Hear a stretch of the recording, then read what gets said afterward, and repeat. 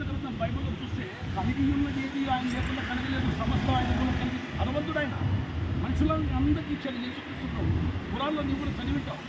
యేసుక్రీస్తు ప్రభు ఎట్లు ఉంటారు చోట రాయబడింది.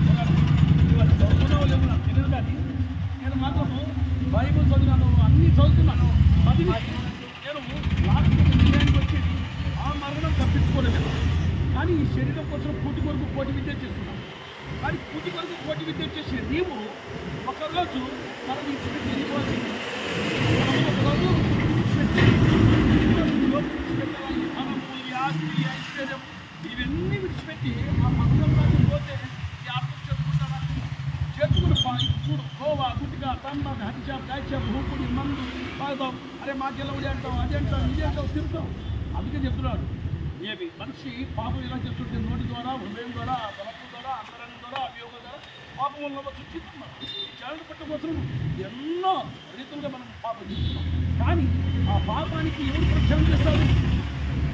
అందుకే దేవుడు గ్రహించి కన్యమర్య గర్భంలో యేసుక్రీస్తు ప్రభు ఈ భూమికి వచ్చి దానిలో ఈ భూమి మీద 2024 సంవత్సరాలు వచ్చి మానవులను విచారించాలి.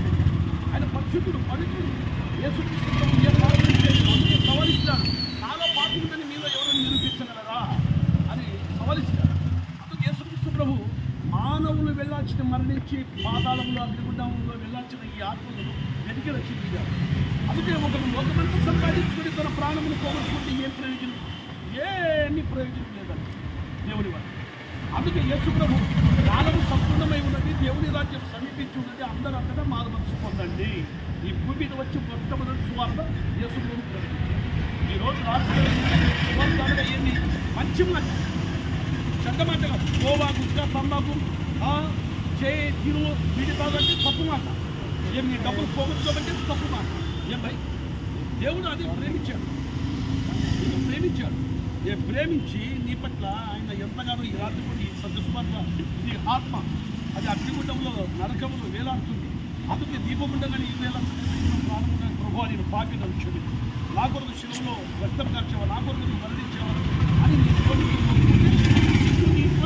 మర్చిపోకూడదు. ఏం భయ్? నీ పేరండి నేనేం డబ్బులు అడగడం లేదు. కావాలంటే నేను డబ్బు తీసుకొని నీ పంట తీసుకున్నాను అంత తప్ప